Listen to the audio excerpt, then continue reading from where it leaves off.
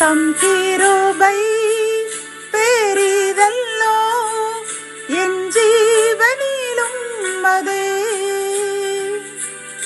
இம்மட்டும் காத்ததுவே இன்னும் தேவை கிருபை தாருமே இன்னும் தேவை கிருபை தாருமே. ஆண்டவரும் அருமை இரட்சகருமாகிய இயேசு கிறிஸ்துவின் ஈடு இணையற்ற நாமத்தில் சேனைகளின் கர்த்தர் ஊழியத்தின் மூலம் 9/9/2025 இந்த நாள் உங்களுக்கும் உங்கள் சந்ததிகளுக்கும் மகிழ்ச்சியின் நாளாக அமையப் போகிறது என்று மனதார வாழ்த்துகின்றேன். இன்று நாம் அறியவிருக்கும் கிருபையின் வார்த்தைகள் சங்கீதம் 97:11. நீதிமானுக்காக வெளிச்சமும் செம்மையான இருதயத்தாருக்காக மகிழ்ச்சியும் விதைக்கப்பட்டிருக்கிறது. கத்தோலிக்க வேதாகமம் இவ்வாறு கூறுகின்றது: நேர்மையாளர்களுக்கென ஒளியும் நேரிய உள்ளத்தோர்க்கென மகிழ்ச்சியும் விதைக்கப்பட்டுள்ளன என்கின்றது. என் அன்பு சகோதரனே, சகோதரியே, இந்த செய்தியை கேட்டுக்கொண்டிருக்கின்ற நமக்கு கர்த்தர் இன்று கூறும் நல் வார்த்தை, கிருபையின் வார்த்தை என்னவென்றால், நாம் இந்த உலகத்தில் வெளிச்சம் வீசுகிறவர்களாக வாழ வேண்டும் என்று நினைக்கின்றோம். அது மட்டுமல்லாமல் மகிழ்ச்சியோடு வாழ வேண்டும் என்றும் நாம் ஆசைப்படுகின்றோம். அப்படித்தானே? அப்படி என்றால் நாம் நீதிமானாக வாழ வேண்டுமாம். நம் இதயம் செம்மையானவைகளை மட்டுமே நினைக்க வேண்டுமாம், பிரியமானவர்களே. ஆகவே இன்று இந்த செய்தியை கேட்டுக்கொண்டிருக்கின்ற நாம் உலகில் நீதிமானாக வாழ வேண்டும். நீதிமான் என்றால் என்ன?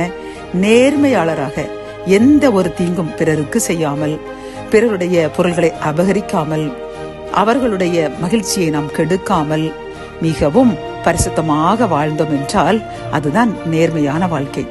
ஆகவே நாம் நேர்மையாக வாழ வேண்டும் என்று நினைத்து நேரிய வழியில் நாம் நடப்போம். அது மட்டுமல்லாமல் நம்முடைய உள்ளம் எப்பொழுதும் நேரியவைகளையே நினைக்க வேண்டும். அதாவது செம்மையான காரியத்தை மட்டுமே நம் இருதயத்தில் நினைக்க வேண்டும்.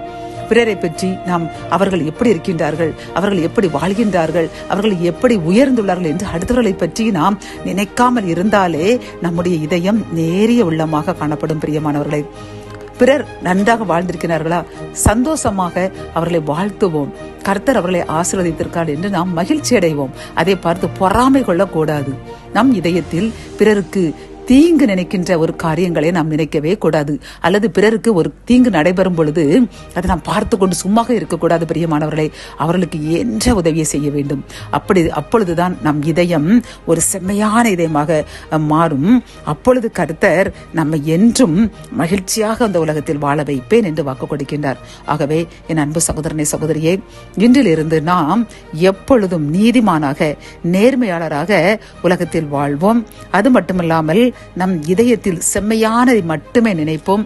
பிறரை பற்றி நாம் அவருடைய துன்பத்தில் அவர்களுக்கு உதவி செய்ய வேண்டுமே தவிர அவர்கள் இன்பத்தில் நாம் அவர்களை அதை பார்த்து பொறாமை கொள்ளாமல் அவர்களுடைய வழிகளை அறிய வேண்டும் என்று நம்ம நினைக்காமல் பிறரை பற்றி நம் இதயத்தில் ஒரு நேர்மையாக, ஒரு உயர்வாக நினைத்து அவர்களுக்கு உதவி செய்து வாழும் பொழுது நம்மையும் நம் சந்ததிகளையும் கர்த்தர் என்றும் மகிழ்ச்சியுடன் இந்த உலகில் வாழ வைப்பேன் என்று வாக்கு கொடுக்கின்றார். ஆகவே இன்றிலிருந்து நாம் நீதிமானாக, செம்மையான இருதயமுள்ளவர்களாக வாழ்வோம். என்றும் மகிழ்ச்சியுள்ள வாழ்க்கையில் நாமும் நம் சந்ததியும் வாழ்ந்து கர்த்தருக்கு சாட்சியாக வாழ்வோம். ஜெபம். என் அன்பு தகப்பனே, நாங்கள் உலகில் நீதிமானாக எங்களுடைய இருதயம் செம்மையானவைகளை நினைக்கும் பொழுது எங்களுக்கு இந்த உலகத்தில் வெளிச்சமும் நாங்கள் மகிழ்ச்சியுடனும் வாழ முடியும் என்று கூறின கிருபையின் வார்த்தைக்காக கோடி நன்றியப்பா. இதை கேட்டுக்கொண்டிருக்கின்ற நாங்கள் இன்றிலிருந்து நேர்மையானவராக எங்களுடைய இதயத்தில் பிறரை பற்றி தவறாக நினைக்காமல் செம்மையானதை நினைத்து பிறருக்கு உதவி செய்து பிறரை மகிழ்ச்சியுடன் வாழ வைக்கும் பொழுது எங்களையும் நீர் மகிழ்ச்சியாக வாழ வைப்பேன் என்று கூறின கிருபையின் வார்த்தைக்காக நன்றியப்பா. அதன்படி எங்களை ஒளி வீசுகிறவர்களாக, மகிழ்ச்சி உள்ள சந்ததியாக மாற்றுங்க, ஆசீர்வதிங்க. மீட்பர் இயேசுவின் மூலம் ஜெபம் கேளும் நல்ல தகப்பனே, ஆமேன்.